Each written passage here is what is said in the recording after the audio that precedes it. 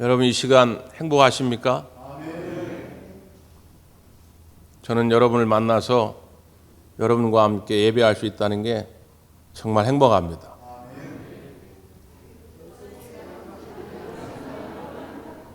감사해요. 그렇게 생각해 주셔서 감사합니다. 얼마 전에 끝난 뜨거운 싱어즈라고 하는 프로그램이 있었거든요. 유명한 배우들이 모여가지고 합창단을 만들어가지고 노래하는 프로그램입니다. 처음에 그 배우들이 나오는데 의외의 배우들이 출연을 했어요. 그 중에 한 사람이 나문희 씨입니다. 이 나문희 씨가 혼자 이렇게 무대에 나와가지고 노래를 하나 불렀는데 음정도 불안하고 박자도 불안합니다. 노래를 그렇게 썩 잘하지는 못해요. 근데 그 노래하는 영상이 많은 조회수를 울리고 그 영상을 본 사람들마다 감동받았다, 눈물이 찔끔 난다, 뭐 그런 댓글을 달았습니다. 근데 저도 그래서 보게 됐어요. 근데 노래도 노래지만 저는 잊혀지지 않는 장면이 있습니다.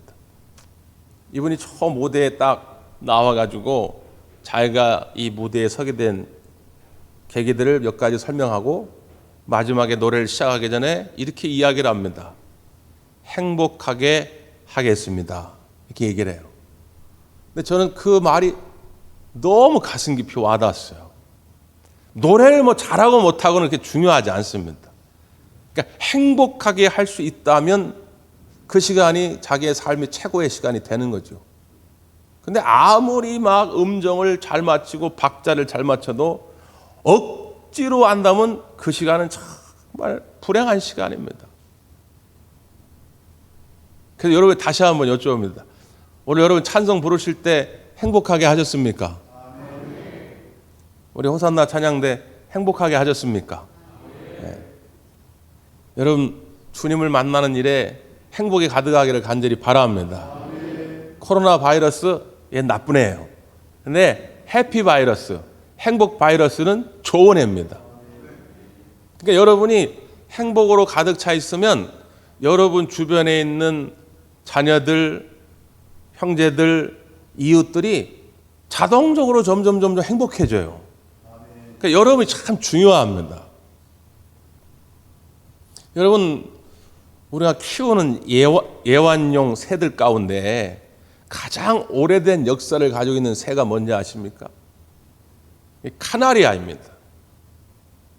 이 카나리아를 거의 400년 전부터 사람들이 애완용으로 키우게 됐는데 그 이유는 뭐냐면 노랫소리가 너무 아름다워요. 그러니까 지금도 독일에 가면 힐츠 산맥이라고 있는데 그 힐츠 산맥에 이 카나리아를 대량으로 사육하는 조류 공원이 있습니다. 거기 많은 관광객들이 온다고 그래요. 그럼 그 관광객들이 이 카나리아 노랫소리를 듣고 막 감동을 받아가지고 그 카나리아를 사갑니다. 근데 그 공원의 주인이 절대로 팔지 않는 새들이 있어요. 그 새들은 뭐냐면 솔리스트입니다. 솔리스트 카나리아라고 이렇게 불려져요. 그들이 왜 솔리스트냐면 카나리아들이 갑자기 다 동시에 노래를 부르는 게 아닙니다. 그 중간에 몇몇 솔리스트 카나리아가 있어요. 이 솔리스트가 먼저 탁 노래를 부르기 시작하면 그 옆에 있는 새들에게 영향을 주어가지고 옆에 있는 새들 같이 노래를 부르기 시작합니다. 그러니까 만약에 이 솔리스트가 없으면 다른 새들이 노래를 부르질 않아요. 그러니까 이건 팔 수가 없는 거예요. 아무리 비싼 돈을 준다고 해도 팔질 않습니다. 저는 바라기는 우리 사랑하는 대구왕교회 성도 여러분이 여러분의 가정에서, 여러분의 일터에서, 우리 교회에서 다 솔리스트가 되기를 바랍니다. 우울해. 집안에 안 좋은 일이 생겼어. 그러니까 아무도 다 뭐 누가 먼저 야 우리 찬송하자, 야 우리 감사하자, 야 기도하자 이런 말을 아무도 못해. 그러나 그 순간 믿음의 사람들은, 성령의 사람들은 먼저 나서서 선포할 수 있어야 한다는 거예요. 야 우리가 힘들지, 지금 어려워, 그건 나도 알아. 그러나 우리가 기도하자. 그러나 우리가 하나님께 찬양하자. 그러나 우리가 하나님께 감사하자. 하나님이 반드시 우리의 간구를 들으시고 이 문제를 해결해 주실 거야. 누군가가 먼저 나서서 이걸 해줘야 이 거룩한 행복이 전염된다 이거예요. 가족들에게도 우리 믿음의 형제들에게도 말이죠. 근데 희한하게 말이죠. 이 긍정적인 바이러스는 잘 옮겨가질 않는데 부정적인 바이러스는 쉽게 옮겨갑니다. 그래서 내가 원망의 말을 내뱉잖아요. 내 이럴 줄 알았어 이놈의 집구석. 내 이럴 줄 알았어 이 교회가 이게 뭐야. 원망하고 불평하기 시작하면 이거는 급속도로 번져갑니다. 해피 바이러스가 퍼져가는 속도의 몇십 배로 원망의 바이러스가 퍼져나가요. 여러분이 그 시작점이 되면 안 된다 그 말이에요. 어렵고 힘든 순간이 여러분 가정에 있을지라도, 여러분 사업장에 있을지라도, 우리 교회 혹시라도 그런 일이 생겨난다 할지라도 여러분은 먼저 찬송하는 일에, 감사하는 일에 앞장을 설 수 있기를 간절히 바랍니다. 그게 성령 받은 사람들이 하는 일이에요.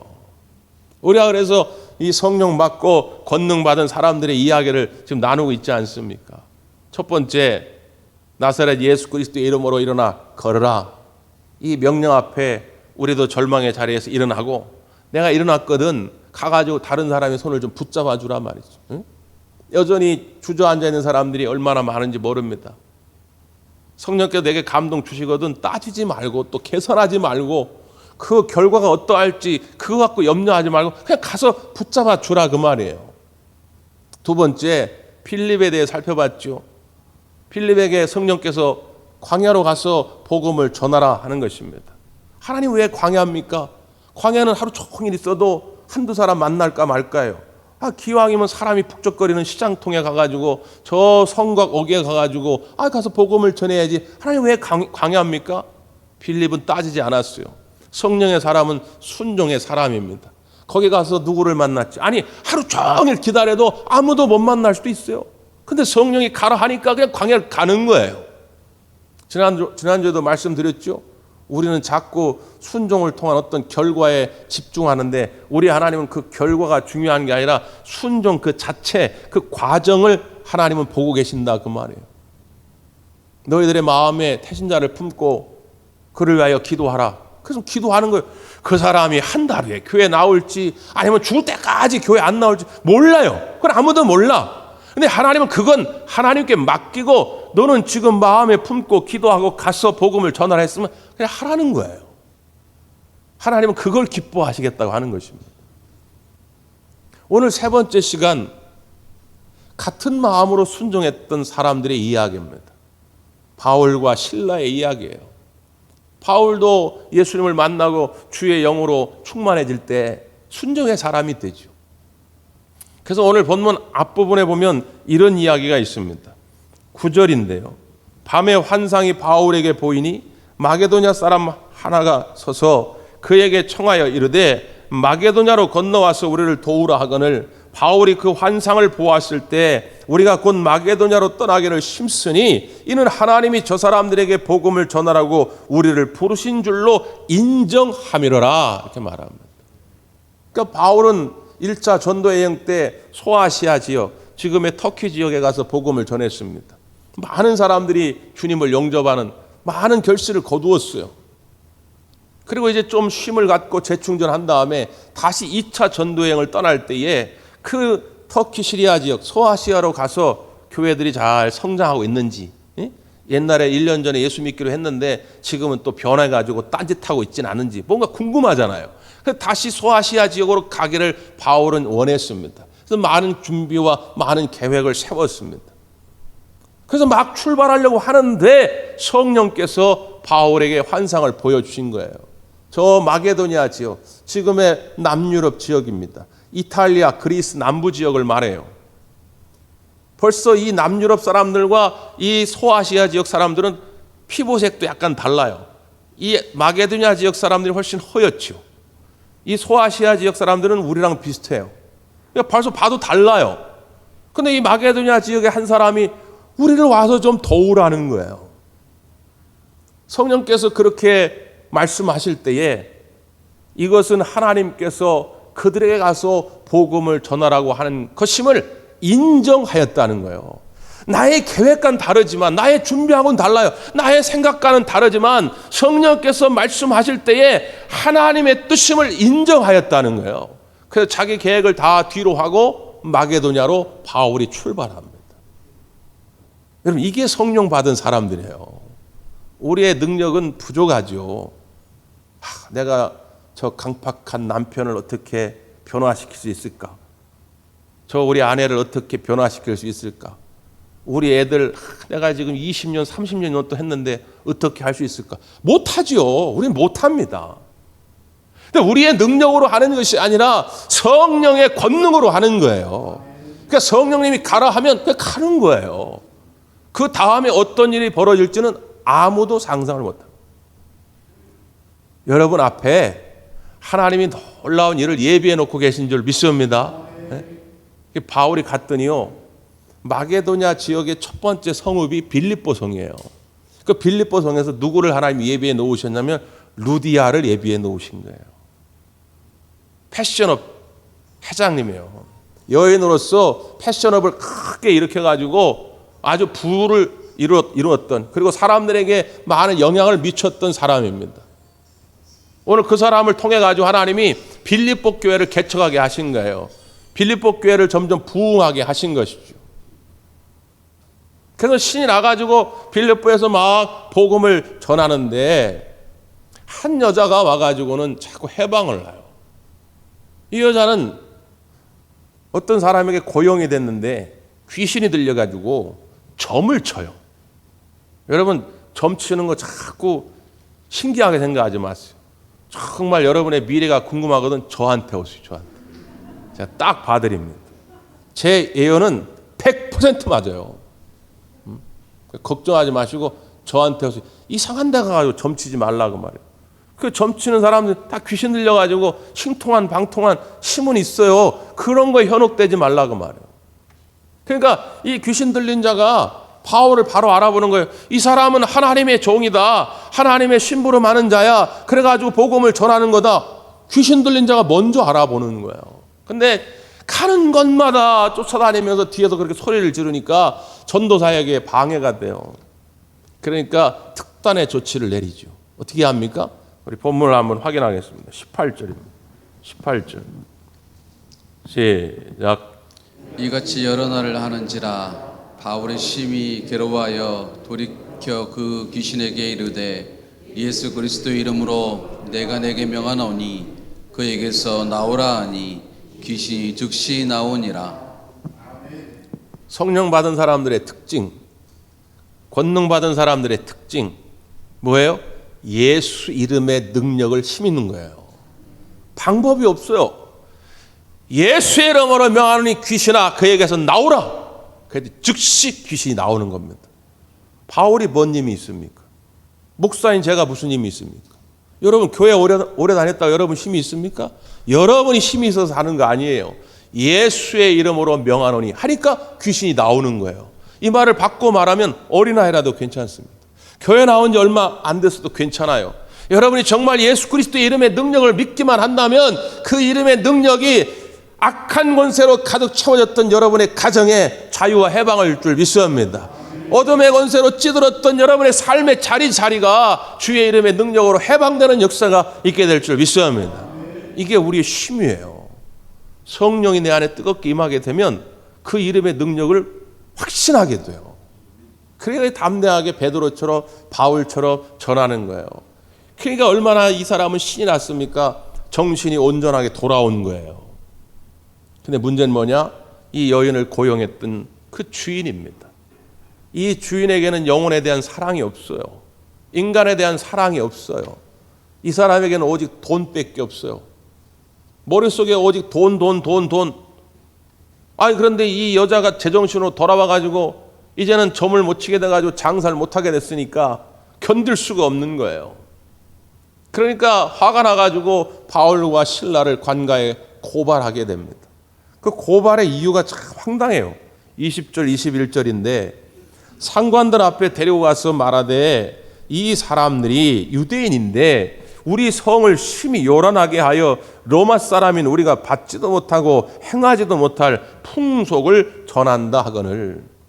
로마 사람들이 이해하지도 못하고 받을 수도 없고 행할 수도 없는 그 풍속, 그건 뭡니까? 복음이에요. 예수님이 곧 하나님이라는 거예요. 로마 사람들은 신화가 많습니다. 그 신들이 많아요. 뭐 제우스, 비너스, 뭐 포세이돈 뭐 많잖아요. 그런데 우리들은 이해하지도 못하고 들어본 적도 없는 그런 신, 특별히 신인 예수 그리스도가 인간을 위해 죽었다는 거예요. 야, 이게 무슨 말이 되냐? 왜 하나님이, 왜 신이 우리 인간을 위해서 죽어? 이건 우린 이해할 수가 없는 거예요. 근데 여러분, 이건 그냥 하나의 핑계일 뿐이에요. 이 바울을 고발한 사람은 지금 돈벌이를 못하게 생겨가지고 이렇게 고발한 것이죠. 사람이요, 자기가 잘못한 것을 알기 때문에 자기 잘못 때문에 벌을 받으면 조금 이해가 됩니다. 덜 억울해요. 내가 운전을 하고 하다가 급히 가려다 신호위반을 했어요. 근데 하필 딱 앞에 경찰이 딱 서 있는 거예요. 이리 오시라고, 신호위반이라고, 면허증 내놓으라고. 그래서 이 벌칙금을 냈단 말이에요. 그럼 내가 잘못했으니까 뭐 돈은 아깝긴 해도 어쩔 수 없는 것이죠. 그런데 오늘 바울과 실라는 뭘 잘못했습니까? 예수님을 믿고 영생함을 받으라.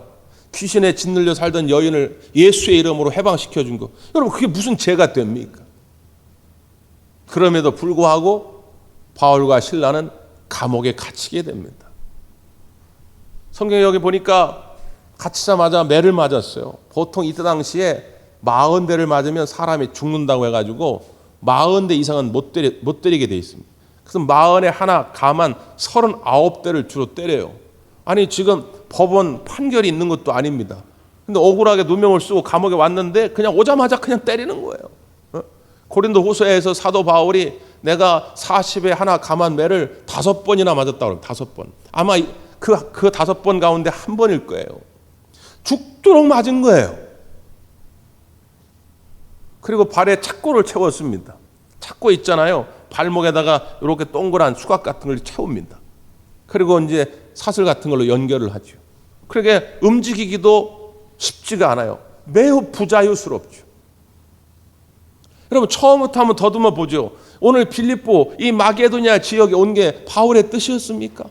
아니잖아요. 바울이 오고 싶어 온 거 아니잖아요.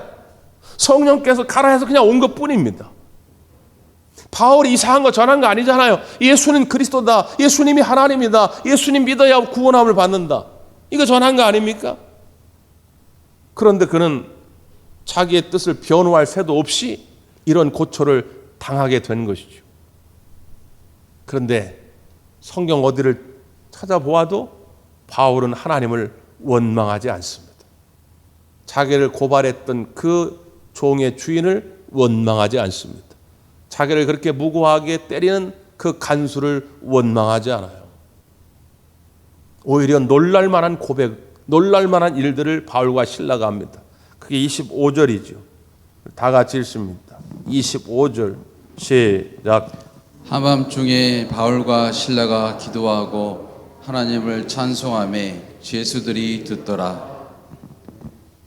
한밤중에 그랬습니다. 시간적으로 밤이란 얘기겠죠. 근데 또 우리가 되새겨보면 우리의 인생에도 이런 순간이 온다는 거죠. 한밤중 같은 때.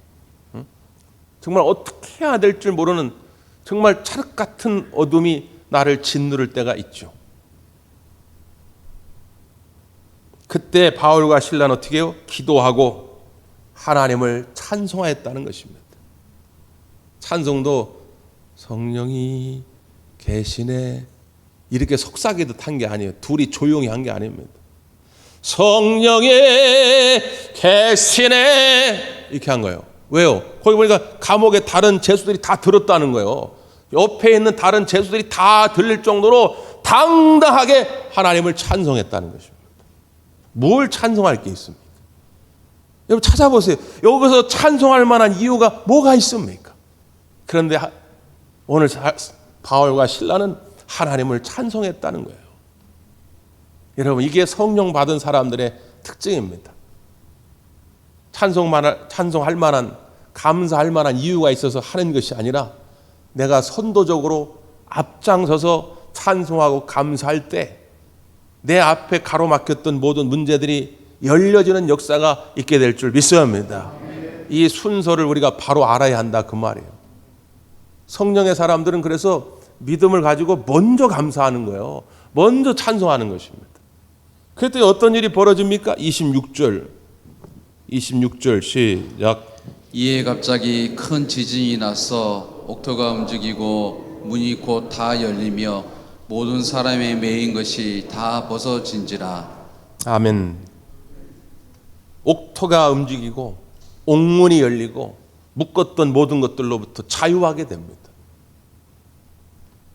여러분이 믿음을 가지고 여러분 가정에 계속해서 하나님의 은혜를 고백하십시오. 지난 상반기를 이렇게 돌이켜 볼 때 별로 감사할 거리가 없는 것 같아도 믿음을 가지고 계속 감사를 선언하시고 여러분의 가정에 여러분의 일터에 찬송 소리가 끊이지 않게 하십시오. 그러면 여러분 짓누르고 있던 그 모든 답답했던 것들로부터 자유하게 되는 은혜가 있게 될 줄 믿습니다. 이게 이제 하나님의 뜻이에요. 성령의 사람들이 먼저 해야 될 일이라고 말이죠.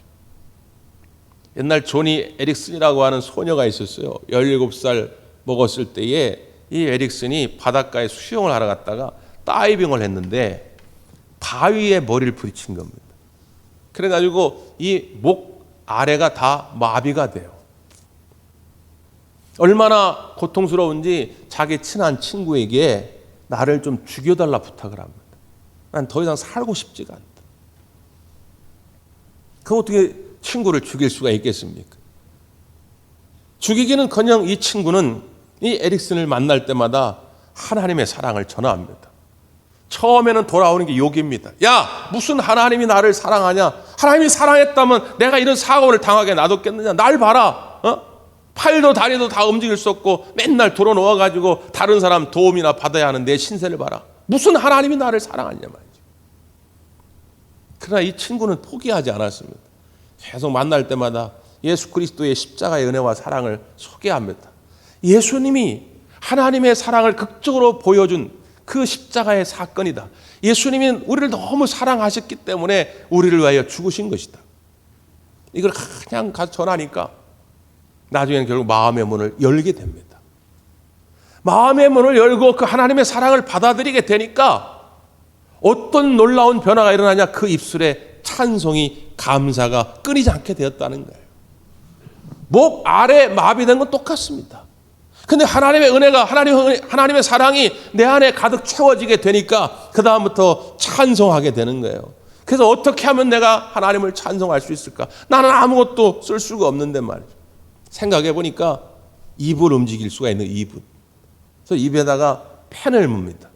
펜을 물고 그림을 그리기 시작해요. 하나님의 은혜를 찬양하는 내용의 그림을 그립니다. 이게 주변 사람들에게 전해지게 되고 이게 많은 사람들에게 소문이 나면서 그림책을 출간하게 됩니다. 무려 40권 이상을 출간합니다. 많은 언론에도 소개가 됐는데 그가 그릴 때에 입에 물고 사용하는 펜이 있는데 페이퍼메이트라고 하는 젊은 사람들은 알 수 있는데 페이퍼메이트라고 하는 유명한 브랜드 제품입니다. 그래서 그 제조회사가 그걸 보고 이 여인을 찾아와서 계약을 맺습니다. 우리가 일평생 당신의 생활을 책임지겠습니다. 그리고 당신의 그림을 우리 제품을 광고하는 데 쓰겠습니다. 이렇게 계약을 맺어요. 그때 에릭슨이 이렇게 말합니다. 나에게 조건이 하나 있습니다. 그건 뭐냐? 그 내 그림을 쓸 때마다 밑에다가 PTL을 꼭 기록해 주십시오.